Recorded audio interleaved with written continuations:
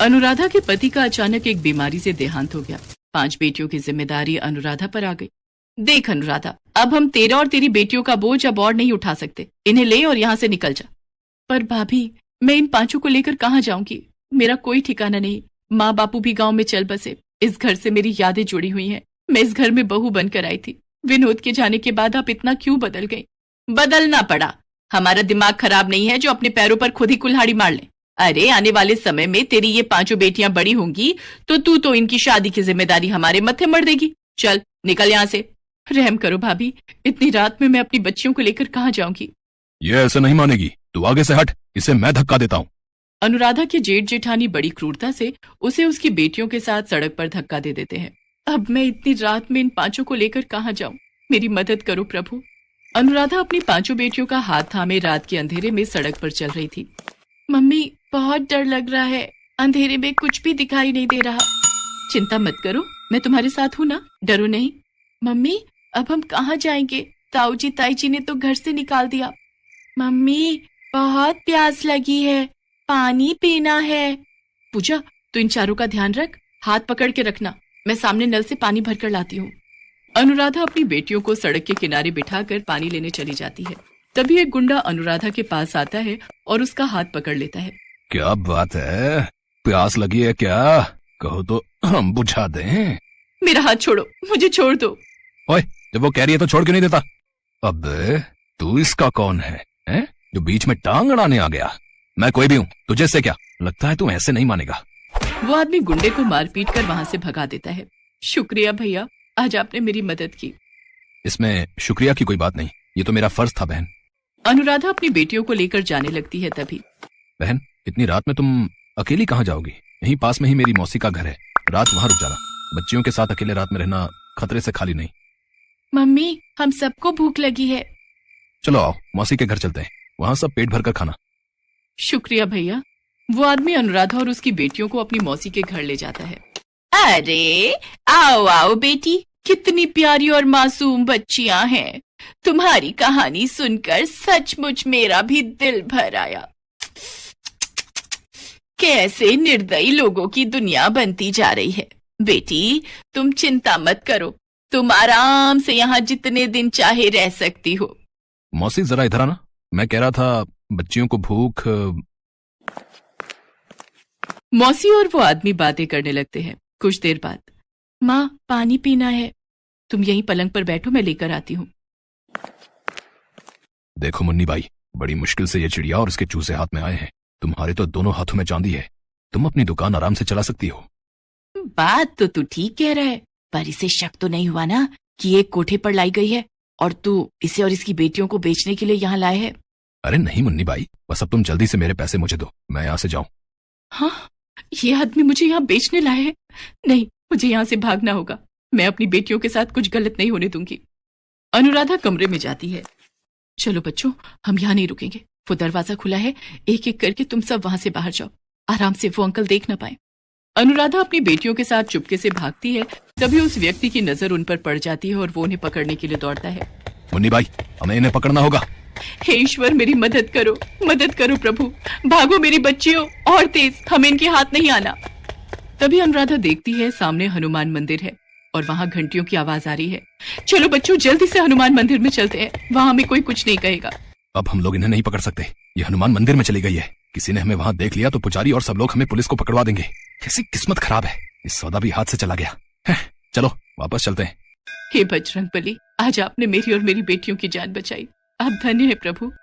बजरंग बली तो शरण में आए हर भक्त की मदद करते हैं, यहाँ तुम्हें डरने की कोई जरूरत नहीं है। पर बेटी, तुम इतनी घबराई हुई क्यों हो? अनुराधा पुजारी जी को अपनी सारी दुख भरी कहानी बताती है। बेटी, तुम चाहो तो इसी हनुमान मंदिर में रहकर प्रभु की सेवा करो, यहाँ तुम्हें किसी प्रकार का कोई डर नहीं। पुजारी जी की बात सुनकर अनुराधा को थोड़ी तसल्ली होती है। उस दिन से अनुराधा अपनी 5 बेटियों के साथ हनुमान मंदिर में ही रहने लगी। अनुराधा और उसकी 5 बेटियां हनुमान मंदिर की सेवा करती थी। वहाँ की साफ सफाई, देखभाल, ये सब अनुराधा ही संभालती थी। एक दिन अनुराधा ने पुजारी जी से कहा, पुजारी जी, मैं सोच रही थी मंदिर के बाहर ही फूल माला और पूजा की सामग्री बेचने का काम करके थोड़े पैसे कमा लूंगी ताकि अपनी बेटियों को स्कूल में पढ़ा लिखा कर उनकी शादी कर सकूं। ये तो बहुत उत्तम विचार है अनुराधा बेटी। मैं कल ही फूल वाले और पूजा सामग्री वाले की दुकान पर तुम्हें ले चलूंगा। वो तुम्हें उधार पर फूल माला और सामग्री दे देंगे। जो भी कमाई होगी उसमें से तुम उनके पैसे चुकाकर बाकी की कमाई अपने पास रख लेना। ऐसे ही धीरे धीरे तुम्हारा काम शुरू हो जाएगा। कारी जी अनुराधा को फूल माला और पूजा की सामग्री दिलवा देते हैं। अनुराधा मंदिर के बाहर ही फूल माला और पूजा की सामग्री बेचने लगी। अनुराधा ने अपनी बेटियों को एक सरकारी स्कूल में डाल दिया। अब उसकी बेटियां पढ़ने जाने लगी थी। अनुराधा को हनुमान मंदिर में रहते हुए 15 साल बीत गए। अनुराधा की मंदिर के बाहर ही फूल माला और पूजा सामग्री की 2 बड़ी दुकानें थी। मंदिर के पुजारी जी का निधन हो चुका था। अपने जाने से पहले पुजारी जी मंदिर का सारा कार्यभार अनुराधा को सौंप गए थे। अब मंदिर का सारा कार्यभार अनुराधा ही संभालती थी। अनुराधा की 5 बेटियां बड़ी हो चुकी थीं।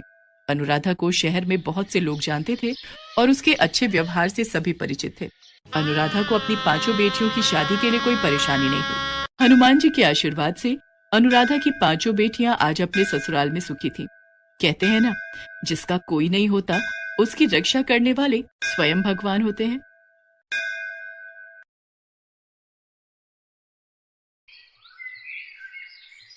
ये कहानी है हेतराम की। हेतराम का जन्म ही इसलिए हुआ था कि वो शराब पी सके। दिन के 24 घंटे वो शराब के नशे में रहता। उसके मोहल्ले में किसी को याद नहीं है कि कौन सा ऐसा दिन था जब उसने शराब नहीं पी हो। काम धाम उससे कोई होता नहीं था, तो फिर शराब पीता कैसे था? शराब पीता था अपनी पत्नी सुनीता की कमाई के पैसों से। सुनीता एक चूड़ी बनाने की फैक्ट्री में काम करती थी। हर दिन की तरह शराब के नशे में टल्ली हेतराम सड़क पर गाना गाते हुए जा रहा था। पीने वालों को पीने का बहाना चाहिए। अरे पीने वालों को पीने का बहाना चाहिए। गाना गाते हुए अपने डगमगाते कदम से जैसे ही वो अपने घर में घुसा, उसकी 4 बेटियां रीमा, सीमा, मीना और पुष्पा के दिल की धड़कन बढ़ गई। वो आपस में खुसर फुसर करने लगे। तभी हेतराम ने सीमा को बुलाकर पूछा, सीमा, अरे ओ सीमा, तेरी माँ कहाँ है रे? बापू वो तो अभी नहीं आई। आई नहीं? क्या मतलब आई नहीं?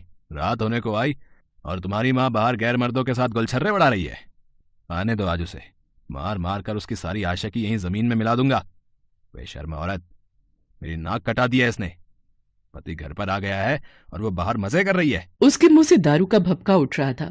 सीमा ने अपनी नाक बंद की और चुपचाप खामोशी से अपने शराबी पिता की बात सुनने लगी। तभी सुनीता वहां आ गई। सुनीता को देखते ही हेतराम भड़क गया। आ गई आशिकी लड़ा कर? अरे शर्म नहीं आती तुझे? घर में 4 बेटियां हैं और तू दूसरे के साथ मुंह काला किए फिरती है। ये सब आप क्या कह रहे हैं? आपका दिमाग खराब हो गया है क्या? मेरा दिमाग खराब हो गया है? बदतमीज औरत है। मेरा दिमाग खराब हो गया है? इतनी रात तक तू कहाँ थी? काम पर गई थी, आपको पता नहीं है? चल बड़ी आई काम की धौंस देने वाली। ये बता इतनी रात क्यों हो गई? 100 बार बोल चुकी हूँ, काम बहुत है। अभी त्योहार आने वाले हैं, ज्यादा काम करना पड़ता है और इसके ज्यादा पैसे भी मिलते हैं, तभी तो घर चलता है। नहीं तो सारी कमाई तो आपकी शराब में चली जाती है। खुद तो कुछ करते नहीं, बीवी करे तो फालतू की बातें बनाते रहते हो। पत्नी के मुंह से ये बात सुनकर हेतराम को मिर्ची लग गई। उसने गुस्से में अपनी 8 महीने की गर्भवती पत्नी के पेट पर जोर से लात मार दी। वो जमीन पर गिर पड़ी और दर्द से करा उठी। सुनीता 5वीं बार गर्भवती थी। सुनीता तो पहली बेटी के बाद ही और बच्चे नहीं चाहती थी, लेकिन हेतराम को एक लड़के की चाहत थी। तू मुझे मत बता कि और बच्चे पैदा करने की नहीं। मर्द हूं मैं तेरा। मर्द की जो मर्जी होती है वही होता है और उसी में औरत का भला भी होता है। इसलिए अपनी जबान बंद रख और मर्द की बात सुन। अगर नहीं सुनेगी तो तेरी इस बेटी को रेल की पटरी पर फेंकाऊंगा, समझी? बेचारी सुनीता क्या करती? अब इस बात को कौन सी माँ बर्दाश्त करती कि उसके बच्चे को कोई रेलवे ट्रैक पर फेंकाए। हेतराम की धमकी ने सुनीता को एक बच्चा पैदा करने वाली मशीन बना दिया और एक लड़के की चाहत में सुनीता ने 4 लड़कियों को जन्म दे दिया और वो 5वीं बार भी गर्भवती हो गई थी। सुनीता दर्द से करा रही थी, लेकिन हेतराम को उससे कोई फर्क नहीं पड़ता था। वो तो अब भी नशे में बड़बड़ाए जा रहा था। जबान चलाती है, हैं? मेरे सामने जबान चलाती है? अरे शुक्र मना मेरे जैसा सीधा साधा पति तुझे मिला है, नहीं तो तेरी इस बदजबानी पर तेरी जान ले लेता। ये कहकर उसने फिर से उसके पेट पर मारने के लिए अपना पैर उठाया। ये देखकर 4 बेटियां भागती हुई आई और अपने पिता के आगे रो रो कर और गिड़गिड़ा कर कहने लगी, बाबा बाबा माँ को छोड़ दो, भगवान के लिए माँ को छोड़ दो। अगर आपको मारना है तो हम सभी का गला घोट दो, क्योंकि आपको हमसे दिक्कत है ना। आप हमें मार दो लेकिन माँ को छोड़ दो। अपनी माँ का बचाव करती बेटियों को देख नशे में धुत हेतराम ने कहा, जान से मार दो? अच्छा ठीक है, जान से ही मार देता हूँ आज तुम लोगों को, ठीक है। उसके बाद उसने कोने में रखे झाड़ू से चारों बेटियों को तब तक मारा जब तक वो थक कर चूर नहीं हो गया। उसकी बेटियां दर्द से कराहती रहीं, लेकिन उसके अंदर तो दिल था ही नहीं। ना जाने कितनी बार उस जालिम ने अपना जोर अपनी पत्नी और बेटियों पर दिखाया था। कुछ दिन और बीते। एक रात सुनीता को प्रसव पीड़ा शुरू हो गई। आह आह, पेट में बहुत दर्द हो रहा है जी। लगता है मुझे प्रसव पीड़ा शुरू हो गई है। वो कराते हुए अपने पति को उठाती रही, लेकिन वो हूं हां करता रहा, लेकिन उठा नहीं। अब सुनीता से दर्द बर्दाश्त नहीं हो रहा था।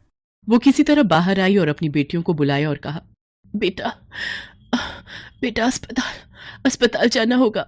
सारी बेटियां अस्पताल जाने की तैयारी कर रही थी, लेकिन सुनीता से दर्द अब बिल्कुल बर्दाश्त नहीं हो रहा था। उसने अपनी बेटियों से कहा, मैं अस्पताल नहीं जा पाऊंगी बेटा, नहीं जा पाऊंगी। ये कहकर वो अपने कच्चे मकान के कच्चे से फर्श पर लेट गई और कराहने लगी। थोड़ी देर बाद उसने फर्श पर ही एक और बच्ची को जन्म दिया और उसके साथ ही वो हमेशा के लिए इस दर्द भरी दुनिया को छोड़कर चली गई। अभी अभी इस दुनिया में आई जोर जोर से रो रही उसकी मासूम सी बेटी को तो ये पता भी नहीं था कि उसे जन्म देने वाली माँ अब ना तो उसके आंसू देख सकती है और ना ही उसके रोने की आवाज उसके कानों में पड़ सकती है। थोड़ी देर तक तो सुनीता की चारों बेटियों को कुछ समझ नहीं आया, लेकिन फिर जब सुनीता बहुत देर तक बिना हिले डुले पड़ी रही तो, माँ माँ ये क्या हो गया माँ? दीदी, माँ माँ मर गई दीदी।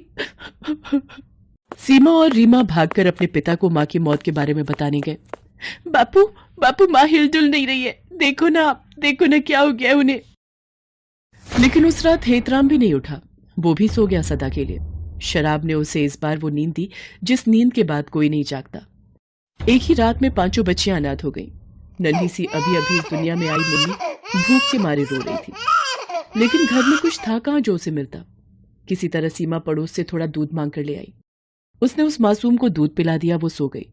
उसके बाद सभी बहनें अपने माता पिता का अंतिम संस्कार करने शमशान घाट पहुंची। माँ, बापू, सभी ने उनका अंतिम संस्कार किया। जब वो अंतिम संस्कार कर घर लौट रही थी तो जोरों की बारिश शुरू हो गई। बारिश इतनी भयंकर थी कि ऐसा लगा कि उस बारिश में सब खत्म हो जाएगा, और खत्म हुआ भी। माँ बाप तो उन 5 बच्चियों के चले ही गए थे। उनके घर पर बिजली गिर गई और उनका कच्चा मकान जलकर खाक हो गया। चारों बहनें जब घर पहुंची और अपने घर का यह हाल देखा, भगवान हमें क्यों छोड़ दिया? अरे हमें भी मार दो ना, हमें सब छीन लिया, सब कुछ बिना गलती के हम सभी को जीवन भर की सजा दे दी। अरे मार दो। कहाँ ऊपर वाले, आओ सामने, हम नहीं डरते तुमसे, हमें मार दो। पूरी रात बेचारी वो बच्चियां एक पेड़ के नीचे रोते हुए बिताती हैं। सुबह उसकी छोटी बहन फिर से रोने लगी, लेकिन बार बार तो दूध मांगकर नहीं पिलाया जा सकता ना। कहाँ से लाए इसके लिए दूध, हम कहाँ से लाए? बहुत खराब किस्मत लेकर आई हो तुम मेरी बहन, बहुत खराब। सभी बहनें कुछ काम करने का सोच रही थीं, क्योंकि बिना कुछ किए जीवन की गाड़ी तो चल नहीं सकती थी। और उसी की तलाश में अपनी छोटी बहन को गोद में उठाए वो चली जा रही थी। तभी उनकी नजर रास्ते में एक घायल अवस्था में पड़ी गाय पर गई। ऐसा लगता था कि किसी गाड़ी वाले ने उसे टक्कर मार दी है। चारों बहनें उस गाय को देखकर दुखी तो बहुत हुई, लेकिन वो क्या कर सकती थी। उन्होंने उसे देखकर भी अनदेखा किया और आगे बढ़ने लगी।